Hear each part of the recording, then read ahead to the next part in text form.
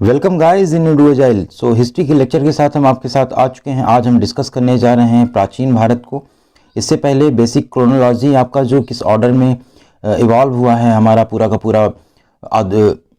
पूरा आपका प्राचीन भारत से लेकर आधुनिक भारत का इतिहास तक हमने देखा हुआ है।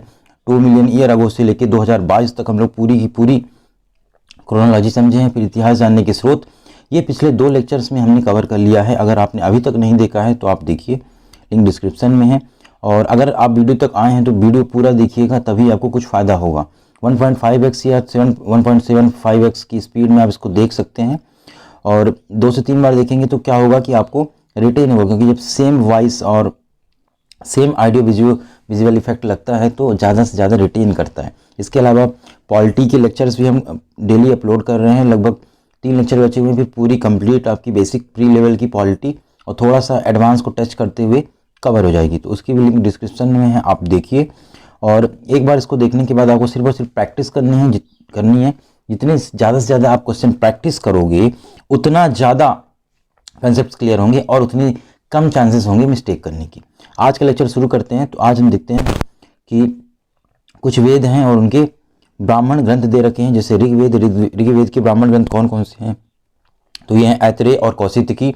यजुर्वेद के तैत्तिरीय और शतपथ, पंचविश और अथर्ववेद का है गोपथ। तो याद रखना, एज इट इज पूछा जाता है। चलिए इसके बाद देखते हैं हम। तो इसके बाद है आपका कि ब्राह्मण ग्रंथों में परीक्षित के बाद बिंबसार के पूर्व की घटना का वर्णन है। मतलब ब्राह्मण ग्रंथों में परीक्षित के बाद का टाइम पीरियड और परीक्षित से पहले का टाइम पीरियड वर्णित है। अच्छा, परीक्षित के बारे में कहाँ पे दे रखा है, किस वेद में दे रखा है, ये आप कमेंट करके अभी बताओगी। चलिए आगे देखते हैं। ऐत्रेय में राज अभिषेक के नियम व प्राचीन राजाओं के नाम दिए हैं ऐत्रेय ब्राह्मण में। ठीक है। शतपथ ब्राह्मण में गंधार, शैल्य, कैकेय, कुरु, पांचाल, कौशल, विदेह राजाओं का वर्णन मिलता है। और आरण्यक में यज्ञ से जुड़े कर्म कांडों का वर्णन मिलता है। बहुत इंपॉर्टेंट है ये वाला, पूछा गया है आपसे। ऐसे क्वेश्चन पूछेगा कि यज्ञ से जुड़े कर्म कांडों के बारे में कहाँ वर्णन है, तो आप बताओगे आरण्यक में। अब देखते हैं थोड़ा सा आगे बढ़ के उपनिषद के बारे में। तो उपनिषद कितने हैं, तो आप बताओगे 108 हैं, जिसमें से 13 को हम लोग मूलभूत उपनिषद कहते हैं। इतना हो गया। चलिए आगे देखते हैं कि ऋग्वेद के बाद शतपथ ब्राह्मण का स्थान है। बहुत ही ज़्यादा इंपॉर्टेंट है।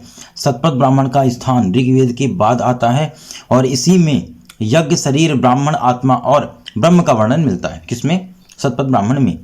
स्त्री की सर्वाधिक गिरी हुई स्थिति मैत्री संहिता में बताया गया है। बहुत ही ज़्यादा इंपॉर्टेंट है। पूछता है आपसे कि किस ग्रंथ में स्त्रियों की सबसे गिरी हुई स्थिति बताई गई है और दूसरा अच्छी स्थिति कहाँ पे बताई गई है। तो आप ये बताओगे कि गिरी हुई स्थिति मैत्री संहिता में, मैत्रेयनी संहिता भी इसको कभी कभी लिखा जाता है। इसमें स्त्री को पुरुष का जुआ शराब की भांति तीसरा अवगुण बोला गया है। और शतपथ ब्राह्मण में स्त्री को अर्धांगिनी बोला गया है, मतलब अच्छी स्थिति बताई गई है। चलिए, जवालोपनिषद बहुत ही ज़्यादा हर एक एग्जाम में क्वेश्चन पूछा ही जाता है कि 4 आश्रमों के बारे में कौन सा उपनिषद बताता है, तो आप बताओगे जवालोपनिषद। और अगर हम लोग बात करें मनु स्मृतियों में, तो मनु स्मृति आपकी सबसे पुरानी मानी जाती है और ये शुंग काल से संबंधित है। और जो नारद स्मृति है ये गुप्त युग के बारे में बताती है। तो ये उपनिषद के बारे में सारा क्लियर हो गया ना कि टोटल कितने होते हैं, 108। ठीक है। मूलभूत कितने, 13। फिर आप ये बताओगे कि इसमें क्या क्या दे रखा है, तो आप बताओगे कि विचार, शरीर, ब्राह्मण, आत्मा, ब्रह्म, इसके बारे में दे रखा है। मैत्रेयनी संहिता में क्या मिलता है, स्त्री की सबसे गिरी हुई स्थिति और अच्छी स्थिति कहाँ पे मिलती है, तो शतपथ ब्राह्मण में। और 4 आश्रमों का वर्णन कहाँ मिलता है, जवालोपनिषद में। इतना सिंपल सा। चलिए आगे देखते हैं वेदांग एवं सूत्र के बारे में। तो वेदांग होते क्या है, सबसे पहले आपको ये समझना है। तो वेदों को समझने के लिए, जैसे आपको ग्रामर समझनी है या इंग्लिश लिटरेचर समझना है, तो पहले ABCD पता होना चाहिए। सेम उसी तरह वेदों को समझने के लिए वेदांग एवं सूत्रों का कंसेप्ट दिया गया है। इसमें होते कितने हैं, आप बताओगे 6 होते हैं। पहला है शिक्षा, मतलब शब्द के उच्चारण के लिए। कल्प, कर्मकांडी विधि के लिए। निरुक्त, शब्दों की व्युत्पत्ति का शास्त्र निरुक्त को बोला जाता है। व्याकरण, छंद और ज्योतिष। तो ये 6 वेदांग हैं। कौन कौन से? शिक्षा, कल्प, निरुक्त, व्याकरण, छंद और ज्योतिष। इसके बाद देखते हैं हम लोग, तो वैदिक साहित्य को समझने के लिए सूत्र साहित्य को बनाया गया। तो सूत्र साहित्य क्या है कि वैदिक साहित्य को समझो आप, वैदिक साहित्य। इतना क्लियर? ठीक है। कर्मकांड एवं राजनीति का वर्णन इसमें आपको मिलता है। किसमें? ये आपके वैदिक साहित्य में। चलिए अब देखते हैं हम लोग पुराण। तो हमने वेद देख लिए, चारों के चारों वेद क्लियर हो गए आपको, ऋग्वेद, यजुर्वेद, अथर्ववेद, सामवेद, कहाँ पे टोना टोटका है, कौन सबसे पहला कौन सबसे पुराना, ये आपको क्लियर हो गया। उपनिषद हमने देख लिए 108 वाले। अब पुराण आ गए। पुराणों की संख्या कितनी है? 18। किसके द्वारा लिखा माना जाता है इसको? तो आप बताओगे लोमहर्ष के द्वारा निर्मित इनको हम बोलते हैं। 3 पुराण अगर हम लोग देखें तो ठीक देख लीजिए, वेरी मोस्ट हम लोग लिखते हैं ना ऐसे, वी से विष्णु, एम से मौर्य, फिर मत्स्य पुराण अंत के बारे में बताता है, और वायु पुराण गुप्त के बारे में बताता है। बहुत ही ज़्यादा इंपॉर्टेंट पॉइंट हैं ये, एकदम रिमेंबर कर लेना, दिमाग में एकदम बैठा लेना है, ठीक है। और देखिए 5 पुराणों में विष्णु, मत्स्य, वायु, भागवत व ब्राह्मण पुराण में राजाओं की वंशावली का वर्णन मिलता है, ठीक। अब आगे देखिए, इतिहास जानने के स्रोतों में चल रहा है अभी आपका पूरा का पूरा एक कंसेप्ट। इसमें आता है बौद्ध, जैन एवं अन्य साहित्य। देखिए तो इसमें जो पहला पॉइंट है आपका ये सिंपल सा है कि जातक में बुद्ध के पुनर्जन्म की कहानी वर्णित है। किसमें? जातक में बुद्ध के पुनर्जन्म की कहानी है। और हीनयान का प्रमुख ग्रंथ क्या है? कथा वस्तु। बहुत ज़्यादा इंपॉर्टेंट, पूछ देगा आपसे, बोल देगा, कन्फ्यूज ऐसे करेगा कि महायान में कथा वस्तु का वर्णन है, तो आप बोलोगे नहीं, हीनयान में कथा वस्तु का वर्णन है, ठीक है। और इसी में गौतम बुद्ध का जीवन चरित्र कथानकों के साथ वर्णित मिलता है कथा वस्तु में। इतना क्लियर हो गया। चलिए आगे देखते हैं। जैन साहित्य को आगम कहा गया है। तो आगम किसे कहा गया है? बताओगे। जैन साहित्य को आगम कहा जाता है। अभी हमने क्या देखा था? जातक क्या था? बुद्ध के पुनर्जन्म के बारे में। हीनयान कथा वस्तु में क्या? बुद्ध का जीवन चरित्र और कथानकों के साथ वर्णित है। अब जैन साहित्य को आगम कहते हैं, और जैन धर्म का प्रारंभिक इतिहास कल्प सूक्त से प्राप्त होता है, ना कि कथा वस्तु से। बिल्कुल भी कंफ्यूज नहीं होना है। जैन धर्म का प्रारंभिक इतिहास कल्प सूक्त से प्राप्त होता है, और जैन ग्रंथ भगवती सूत्र में महावीर के जीवन कृत्य का वर्णन मिलता है। तो भगवती सूत्र जैन से संबंधित है, एकदम दिमाग में कंठस्थ कर लेना है। कथा वस्तु में गौतम बुद्ध का जीवन चरित्र, और भगवती में आपके महावीर का। क्लियर? आगे देखते हैं थोड़ा सा कि अर्थशास्त्र के लेखक चाणक्य या कौटिल्य, इनका नाम, वास्तविक नाम क्या था? विष्णुगुप्त था, ठीक है।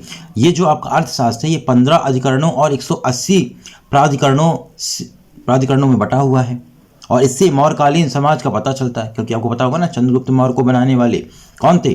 कौटिल्य। तो इसी के बारे में तो लिखेंगे वो, ठीक है। और इस अर्थशास्त्र का अनुवादन किसने किया? तो आप बताओगे साम शास्त्री ने किया हुआ है, सिंपल सा। चलिए अब आगे देखते हैं कि संस्कृत साहित्य में ऐतिहासिक घटनाएं का लिखा जाना सर्वप्रथम क्रमबद्ध रूप से राजतरंगिणी पुस्तक में वर्णित है, जो कि कुल्हड़ द्वारा लिखी गई थी।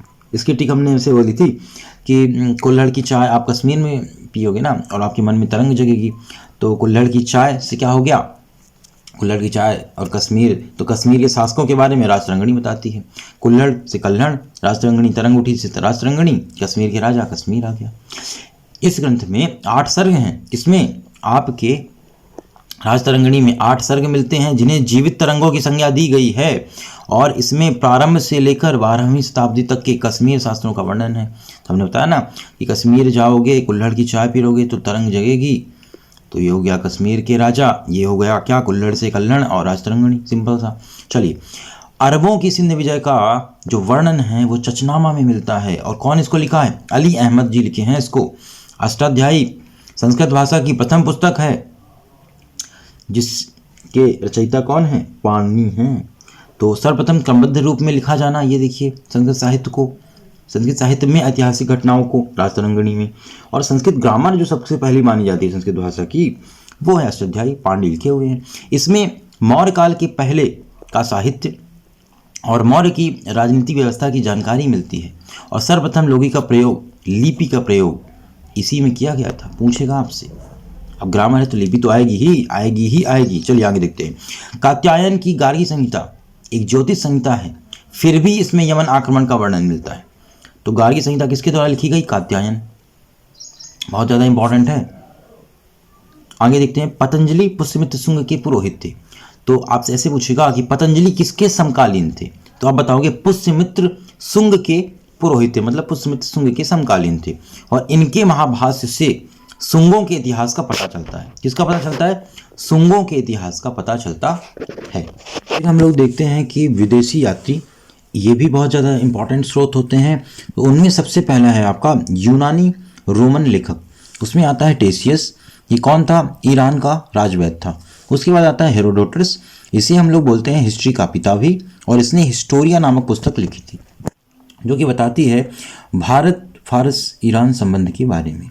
फिर आपका आता है निरियाकस, ये सिकंदर के टाइम में आया था, और सिकंदर के टाइम में आने वाले अगर और हम देखने चाहें तो वो थे निरियाकस, ऑनेसिक्टस और अरिस्टोबुलस। तो ये 3 आपके आए थे सिकंदर के काल में।